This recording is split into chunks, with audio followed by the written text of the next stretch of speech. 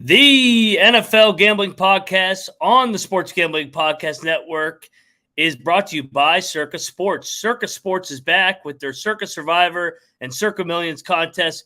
$14 million up for grabs. Get all the detail at circasports.com. I'm just about that action, boss. You have to be kidding me. That is impossible. I'm raising the ante. Anybody wants any deal?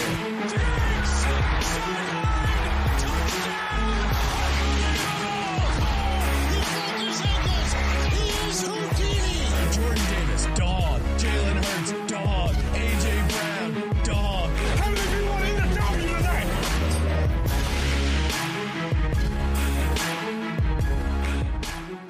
And welcome everybody back to the NFL Gambling Cup Podcast, part of the Sports Gambling Podcast Network.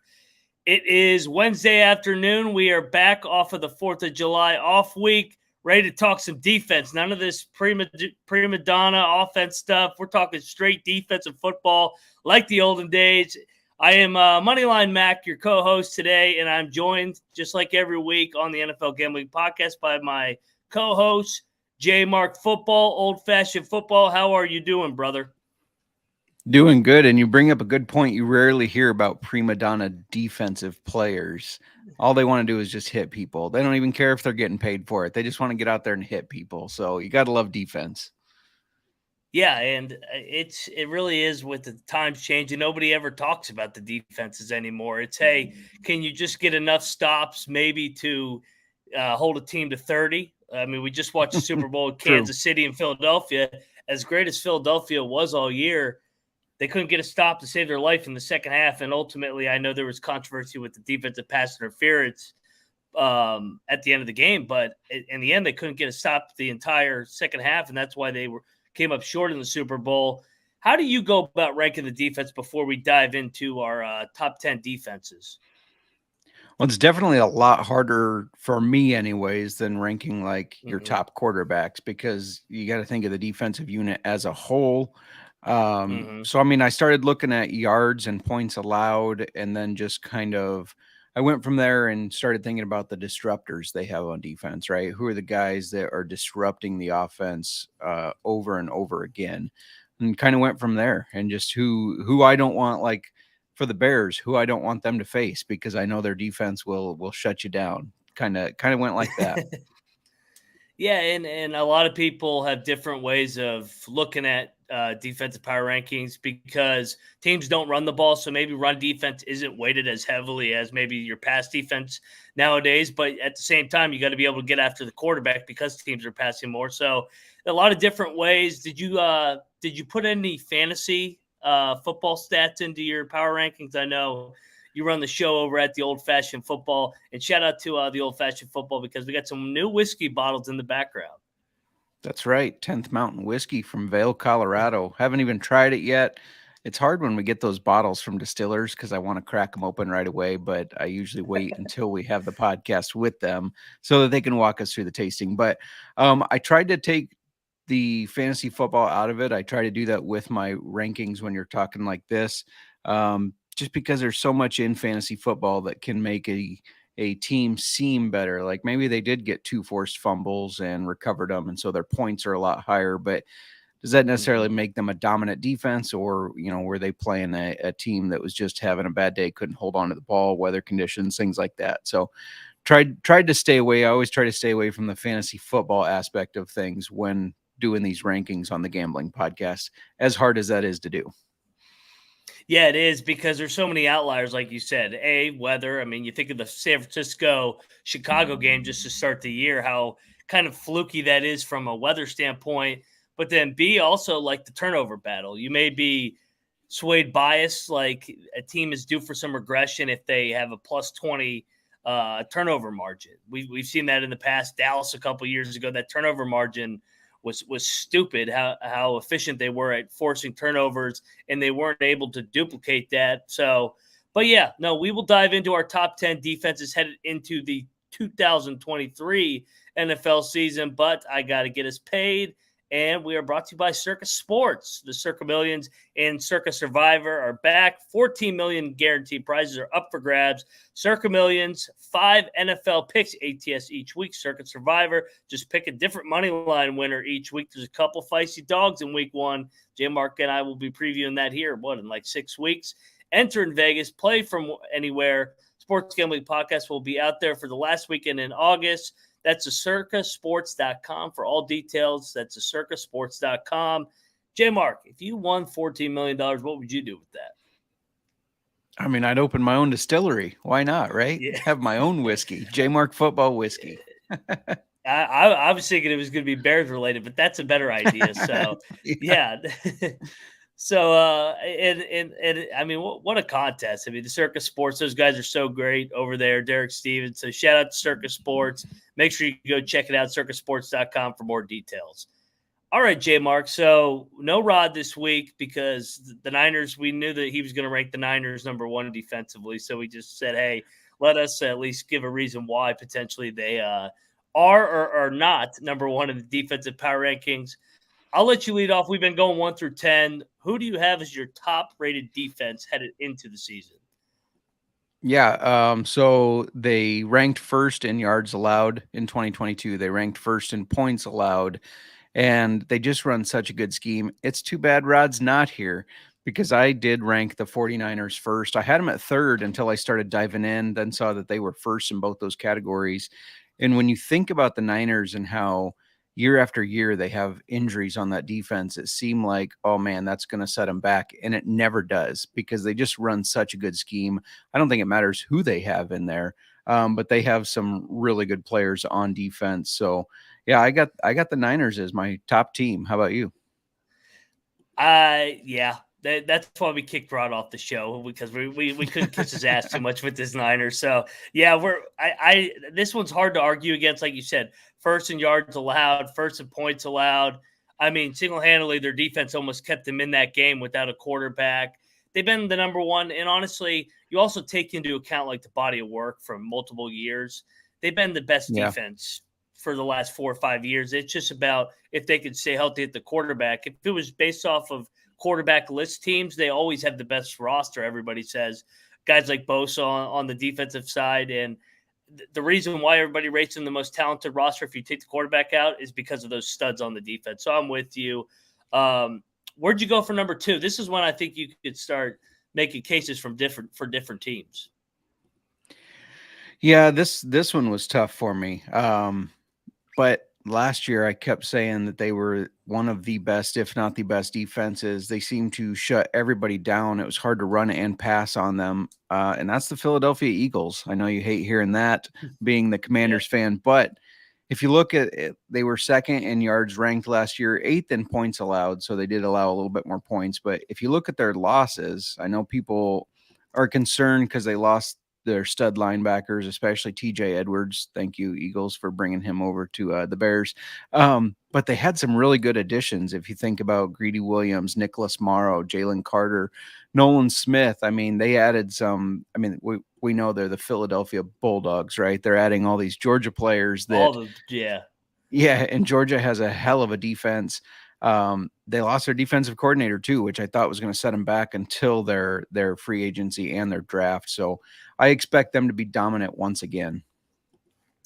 We're agreeing once again, and I went back and forth. I ended up going with Philadelphia Eagles. I like their combination of veterans and the young Georgia Bulldogs. I mean, they still got Fletcher Cox there. I worry a little bit that potentially their secondary with Bradbury and Slay, both who had really good years, could take a step back. But from top to bottom, just like the Niners, their roster is so talented. So I went Philadelphia as well as at number 2. Did you have somebody close at number 3? For me, it was those two at the top, and then it started getting a little jumbled. How about you? Mm-hmm. Yeah, this next team I think is actually going to surprise. I actually went with Dallas with number 3. Okay. And more kind of, I think it's more about just their star power on the defensive side, led by Micah Parsons. And I think just with the way that they're able to get after the passer with Parsons and Lawrence, you got Diggs and Gilmore in the back end, getting Gilmore to come over there this year. I think Dallas's defense is especially with Dan Quinn from a systematical standpoint. I like Dallas's defense. Unfortunately, I have two NFC East teams in the top three, of course. So yeah, I got Dallas as my number 3 defense. They like I said, a couple years ago they got really lucky with the turnover battle. Last year was not so much, but still, I like their defense overall as my number 3 defense. So at number 3, I have the Jets, which feels dirty now that Aaron Rodgers is there. But Sauce Gardner, I think, is going to end up being this generation's best cornerback. He is a shutdown corner. He's very good. And they added safety Chuck Clark from the Ravens, who, yeah, he's older, but I think he's still got a very good player. I think he's going to help lead that defense. And then I like the edge rusher, Will McDonald out of Iowa State. You know, you talking Big 12. You're probably familiar with him. I think he was a good value for them where they got him in the draft. And I think he's going to be able to put some pressure on the quarterbacks, which is only going to make Sauce Gardner better. And they're just, they've had this identity of kind of this underdog team that is very stingy on defense. 4th in yardage allowed last year, 4th in points allowed. I mean, that's the reason the Bills have started to kind of struggle against them, because their defense is so tight knit and it matches up well against those teams that generally have powerful offenses. I considered them. I actually have them as the next team, but for my number 4, I actually had their rival up in New England, and it's more the culture with Bill Belichick. Last year, I think that they were really underrated defensively. I mean, they were top 3 DVOA defensive team. They were top 10 in both yardage and points allowed per game. I think they actually were in the top 5 by the end of the year. And that's to go with the offense that was inept. Their defense literally kept them in games, kept that team in the playoff race all the way till week 18, in my opinion. And yeah, it's not the biggest of names, but with Bill Belichick, his son, Stephen Belichick, Jared Mayo, they always get the most out of those guys. So I had them as number 4, just ahead of the New York Football Jets. And I'll touch on the Jets real quick, just piggybacking off what you said. I like the chip on their shoulder, like you're talking about with Robert Saleh coming over from the Niners. We talked about how the Niners have been a top 5 defense or top defense over the last 5 years. Robert Saleh is the one that really started that culture, then to DeMeco Ryans, and now to the next guy. So yeah, I'm with you. The Patriots and Jets rounded out my top 5. Who did you have rounding out your top 5 at 4 and 5? I feel like you're sleeping on your own team here, because at number 4, I got the Commanders. Cautiously optimistic. I figured you just didn't want to set the bar too high. Yeah. I mean, the Commanders were 3rd in yards ranked last year. People probably go, the Commanders? Yeah, they have a really good defense, and they've been able to have that good defense without Chase Young on the field all that much, right? He's been injured so much, and he's supposed to be that star piece, but they got a lot of stars there. Didn't really lose a whole lot. I mean, Cole Holcomb, Bobby McCain, but they replaced that with Cody Barton, Emmanuel Forbes, Jartavius Martin. I mean, I think this is a defense that's going to continue to be tough.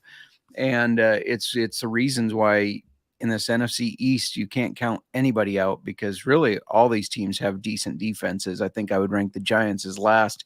So for me, it's Eagles, Commanders, Cowboys, though. The Cowboys, I think if Micah Parsons gets hurt, I don't know if the Cowboys can stay competitive on defense. I think he's their wild card that makes them good. And that's why they did fall out of the top 5. Then at 5, I have the Patriots as well. Agree with everything you said there, and the fact that they don't have an offense except for maybe running with Ramondre Stevenson, but that defense continues to keep them in there. And we've seen it over and over and over. Bill Belichick, he doesn't need the big names to make his defense good, right? He can kind of plug and play anybody and coach them up to be a good defense. And so that's kind of why I have them there. I think they're going to keep doing well. I like their pickup of Christian Gonzalez, of course. They lost Evan McCourty. That's really the only big piece they lost from their defense, but I don't think that's going to hurt them as much. So I think they're going to be even better this year, and they're going to be the only reason, really, that the Patriots stay relevant as long as Mac Jones is at quarterback, in my opinion.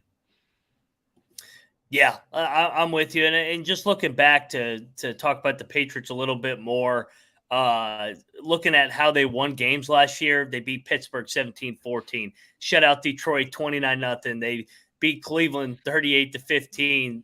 The Jets held them to 17, the Colts 3, the Jets again 3, the Cardinals 13, and then their only win that they had where they allowed more than 20 points was the Miami Dolphins on a backdoor touchdown too.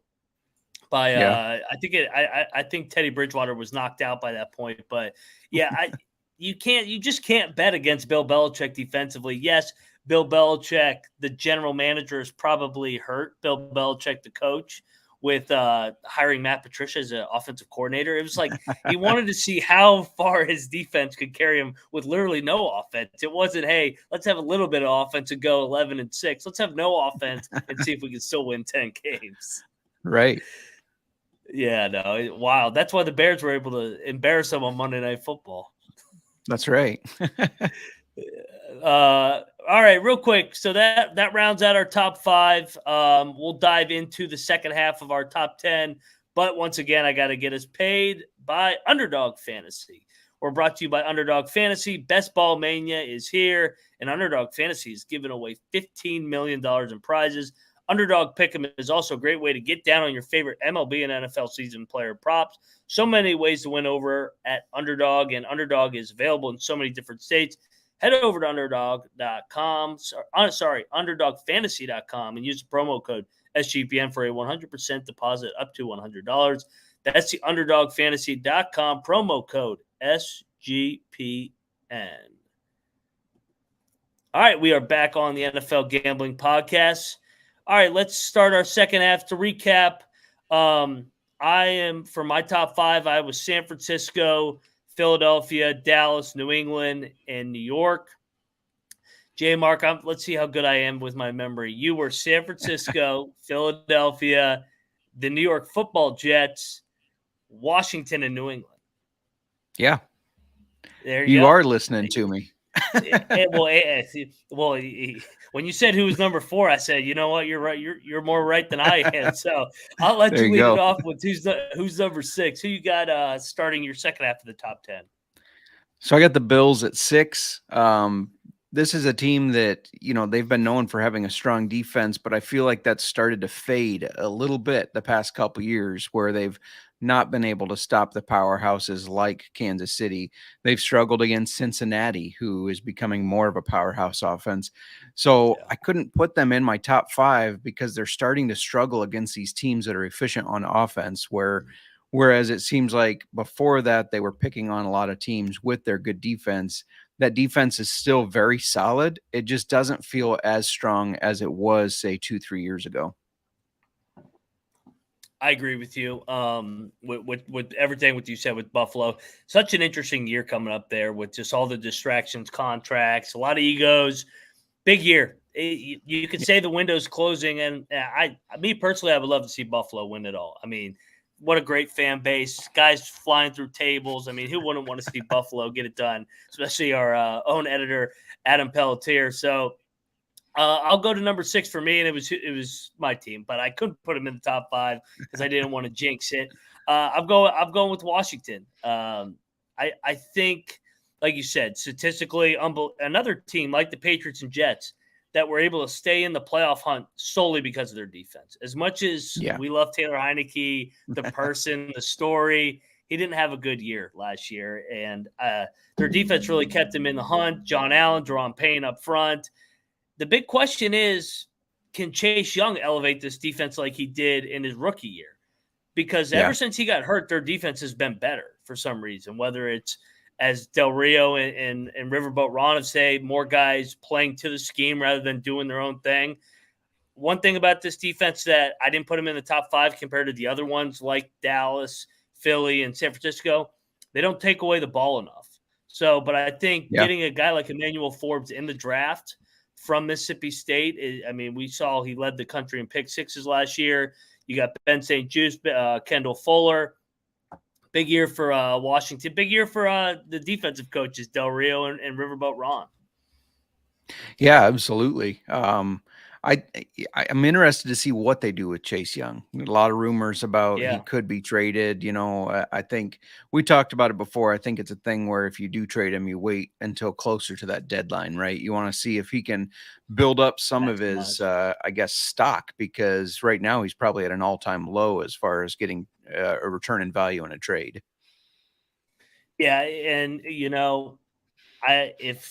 if they get off to a slow start, maybe they deal him and try and get more than what they were going to get from a team that's in playoff contention. But with that said, Ron is never out of the playoff hunt. Just ask him after the Browns lost last year. So I had to Right. get my riverboat.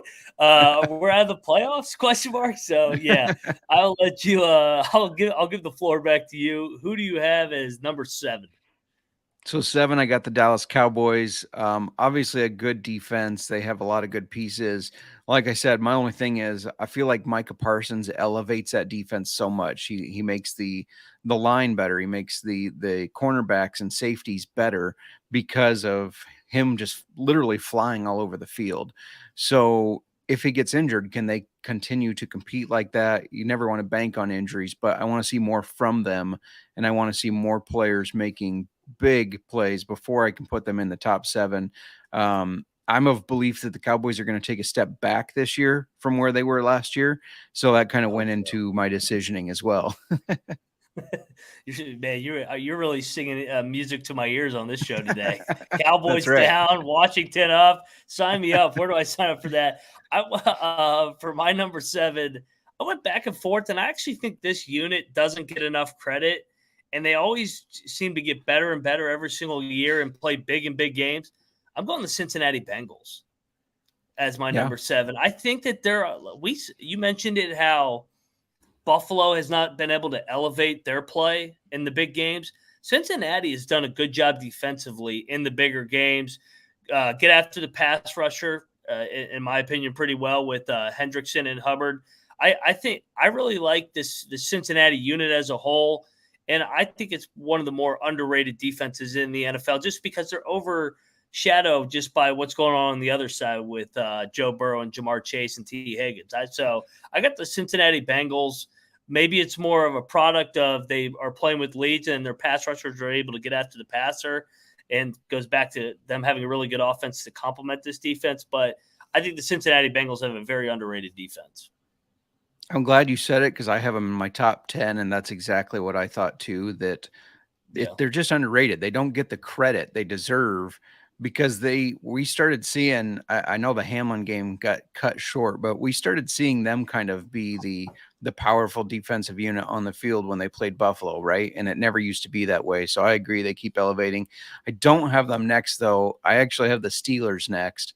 And this, of course, is if Watt stays healthy, but even when he's not, they still continue to kind of be the strong part of the Pittsburgh Steelers. I mean, it's not Kenny Pickett. Newsflash: Kenny Pickett's not the strong part of of the Steelers, but guys like Fitzpatrick and Watt when he's healthy. I mean, Watt is the most. If you want to talk fantasy football and defensive positions, Watt is the most disruptive guy and the highest scoring fantasy football player in like individual defensive positions when he's on the field.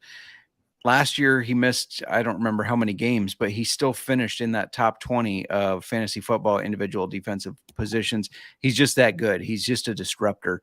So I put them there. I think they're getting better this year. And Tomlin, we've talked about it before. Tomlin's a hell of a coach. He knows how to use the players he has. So I like that Steelers defense. I think they're going to take another step forward, whether Watt is or is not healthy. And that's why that kind of goes back to your Dallas point. That the Steelers were a hard team for me to rank because it seems, unfortunately, like Watt gets hurt every year. But no, with Watt, they're a different unit. They're able to force turnovers, get after the passer. Speaking again after the passer, for my number 8, I went to a team that you already labeled, and you were hesitant as well. Buffalo, but it kind of, if they have Von Miller, they're a completely different defense, in my opinion. From a defense on paper, love the unit. the front four with Miller, Jones, Oliver, and I never can pronounce his name, Rousseau. Yeah, I just know that he can get after the passer and create havoc. And I like the safeties of Hyde and Poyer in the back end. So it's a good unit. McDermott's a really good defensive coach as well. I feel like they get the most out of their unit, but they did take a step back, and it is alarming kind of how they have not played or elevated their play in the playoffs. I mean, all they had to Yeah. do was guard Kansas City for 13 goddamn seconds, and they're probably going to win the Super Bowl that year with the way that that offense was playing. And then last year, I mean, the games in the snow, and they just got carved up by Cincinnati and complained about the turf. I mean, that's weak shit. So, yeah, I still Agreed. got Buffalo. They on paper, it's a talented defense. So, yeah, I got Buffalo, and I'll turn it back to you for your number 9 defensive team. Or is One it last 8? thing I'm on 9 now. One last thing on my Okay. number 8, though, the Steelers, I wanted to add. I really liked the getting Joey Porter. I think bringing in a guy whose dad played there, who is a good cornerback from Penn State, and bring him into Pittsburgh or stay in Pittsburgh. I think that's going to elevate his game even more, and I think he's going to be a rookie to watch. Number 9, that's where I had the Bengals. Like you said, underrated defense that can put the pressure on Kansas City. They make Kansas City beat them if Kansas City is going to win that game. It's not a breeze. They make Buffalo beat them if Buffalo is going to win. They don't push over against these strong offenses, and they're starting to kind of take the reins, like we said, from the Bills. And they just keep getting better and better. And like you said, the offense gets a lot of the attention and credit, but you can't sleep on this defense either. Yeah, I completely agree with you, and I'll stay in the AFC North for my number 9. I'll go to the rival. I'll go Baltimore. The Baltimore Ravens, and they're always good up front in the trenches. They've added guys through the draft like Kyle Hamilton and the back end of that secondary that are just good culture people. They know what they're doing in Baltimore. That's what you can always rely on. And the big thing, they've kind of been dealt a tough hand these last couple of years with Lamar not playing. And the defense kind of just kept them in it, kind of like Pittsburgh, where they just haven't been able to get over the hump because of the bad offensive quarterback play like New England as well. But, I mean, Baltimore's still a top 10 defensive unit in my opinion. Agreed. I'll piggyback off that because I have them at number 10. 3rd in points allowed last year, 9th in yardage. They lost Calais Campbell, Chuck Clark, and Justin Houston. But if you think about Calais Campbell and Justin Houston, those are kind of older guys on the back end of their career. Brought in Rocky Sin, Trenton Simpson, Tavius Robinson. I mean, guys like that that I think are going to make an impact. And yeah, like you said, this defense and Harbaugh in general, his defenses are always good. They stay strong. They're known for hard hitting, for creating turnovers, and I don't see that changing. So I couldn't make a top 10 list without including them. Yep, and I will piggyback off of a couple picks ago for you. I got Pittsburgh as my number 10. So rounding it out, I feel like at the end we were playing more culture plays and just pedigrees with these teams. Harbaugh, Tomlin, everything, co-sign everything you said about Pittsburgh with Watt. They're probably a fringe top 5, but you got to account for the injuries. Hayward as well gets banged up, but I mean you got winners in the back end as well with Fitzpatrick and Peterson. And I love the Joey Porter thing too. I mean, that's just a culture pick, and that's what the Steelers do, and that's why they're a top 10 defense with Mike Tomlin year in and year out. So, yeah, I'm with you, and that's why I went Baltimore, Pittsburgh. When I was going back and forth, I was looking at some stats, and I'm like, you can throw out the stats. You gotta, when you're talking defense, you gotta have Baltimore and Pittsburgh in your top 10. Absolutely. Now, I'm hopeful that the Bears get back to their culture of having a strong defense, Yes. but we talked a little pre-show. I could not put them in the top 10. That would just be too much of a stretch. No, not the Mike Dick is Urlacher not walking days. through that door. Yeah, Dick, Urlacher, Singletary, Riverboat Ron. Yeah, That's right. Tillman. I mean, shit, yeah. No, you guys got to get back to playing defense. Don't ever play in a dome either. Yeah. Oh man, I hope not. That would just make me throw up. All right, let's see what we did for the other positions going off the board.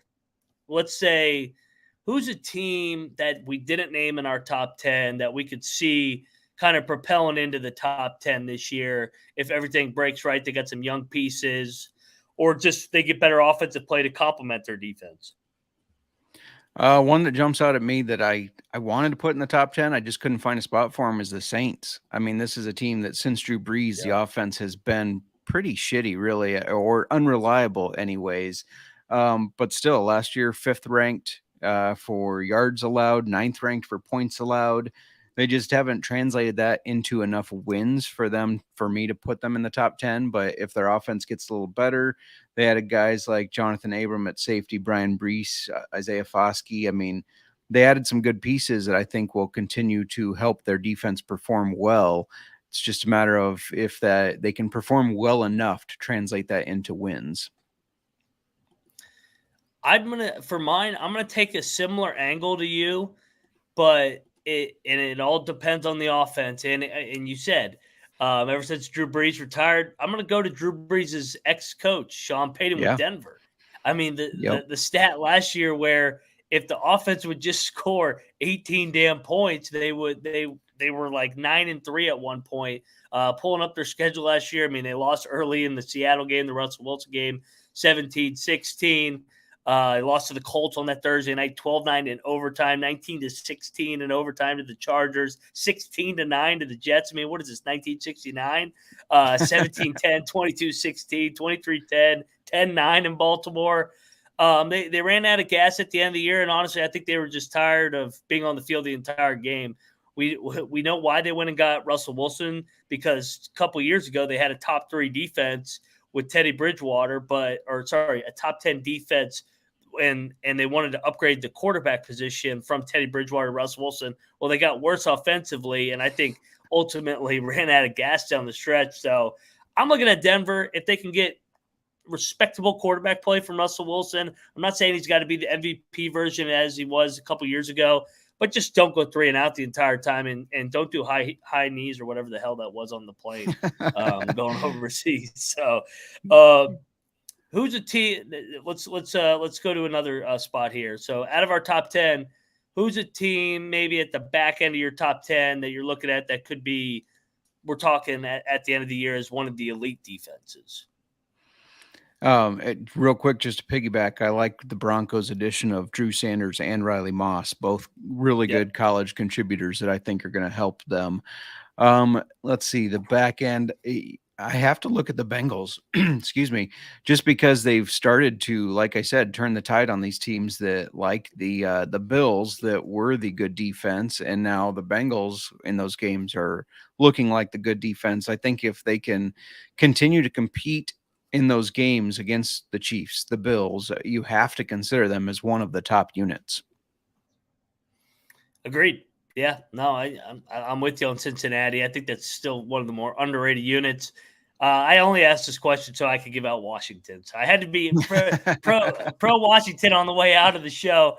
I think we have a chance at the end of the season where we're talking about Washington as one of the best 3 defenses in the NFL. If they stay healthy, they turn the ball over, Chase Young potentially comes in and makes an impact, Montez Sweat's in a contract year, I think Washington could definitely get into that San Francisco, Philadelphia discussion from the defensive side, not offensive side, defensive side. We'll see what happens with the offense with Eric Bieniemy. But, I'm high on Jack Del Rio's defensive group. Well, if we're giving out homer picks, I do think the Bears could make the top 15. I won't say top 10, but if they can figure out an edge rusher, that seems to be the weak piece right now. But I love bringing in Edwards and Edmonds for your linebacker. They already had Eddie Jackson, who I realize people, Eddie Jackson gave up. He wasn't playing well. He was, if you look into his story, he was going through a ton personally, and he elevated his game last year. Jaquan Brisker is a stud that they drafted last year. And so I think their defense is going to surprise some people. Maybe that's just my hopeful homer wishing here, but we'll see. Well, if they get the weather like they did in week 1 last year, I mean, they were looking like the old 85 Bears. That's why we don't want a dome. Play to your strengths. Yeah. Going to your rival, Green Bay. So Green Bay trades Aaron Rodgers. I think he got traded. I don't even remember. Yeah. It was such a drama. Now they're on Hard Knocks. What do you think about Green Bay's defense? Because the narrative last year was offensively they're going to be young at the skill positions. Rodgers is going to get pissed at them, which he did. But their defense was supposed to carry them, and then Rodgers and the offense would come along, which I actually think that they did at the end of the year, but it was too late. They started 3-6, and the hole was too big. Do you think? I mean, no bias aside, do you think Green Bay's defense could help Jordan Love this year now? I mean, I think they could. I really like grabbing edge rusher Lucas Van Ness, the Loch Ness monster out of Iowa. Yeah. Hated that the Packers drafted him, but I do think he's going to have a really good NFL career. I don't know if he's necessarily going to be like this sack monster, but he's going to make an impact on the game. And, they have a lot of other good pieces, especially linebacker Campbell, and then their defensive backs. They're young, but they are good. So I, as much as I hate to say it, I could see that defense kind of carrying an offense that is young and learning with Jordan Love. Yeah, the reason I asked is just because that was the narrative last year, and the narrative's got to be the same this year. You see some of the Packers defensive guys chirping in the media that they're going to be a good defense. I was like, where was that last year when you were supposed to carry the offense, but it didn't happen? So we'll see. Maybe they just didn't want to play with Rodgers anymore. That could be. I wouldn't want to play with him. I put that one on a tee for you there. So yep. we'll see if the Jets defensively take a step back, because that's why Rodgers went there, because the Jets defense kicked their ass in Lambeau. I forget what week that was, but mean, they completely dominated, blocked punts. I mean, that was the game where I think Aaron Rodgers opened his eyes and goes, "Yeah, I think it's time to get out of town and go play with the younger and better defense." So we'll see. Yeah, for sure. And so what do we got? That'll conclude our positional groups. We will be back. I don't know when we'll be back exactly. Stay tuned. Turn your notifications on Twitter at SGPN NFL and our YouTube page as well. Make sure notifications are turned on, so whenever we go live, you get the notification. The NFL Gambling Podcast. And we will be doing coaches rankings, and before you know it, man, we'll be doing divisional previews, and then we'll be talking week 1 lines. Yeah, I know. I was going to ask Moonoff, are we going to give out some preseason bets here, like the preseason games? Preseason, yes. And I think guys will be at training camp in the blink of an eye here. So, we will be here every step of the way on the NFL Gambling Podcast. Before we get out of here, JMark, tell everybody where to find you, all the good work that you're doing over at SGPN. Yeah, quick side note, one of the biggest bets that I have won was preseason week 1 NFL when I took a bunch of the first half unders. Yeah. Doesn't just work for March Madness. Fantastic. Yeah, go check out the college basketball experience. We're getting ready to fire up some coaching changes this offseason. Unfortunately, West Virginia's in there too. Yeah.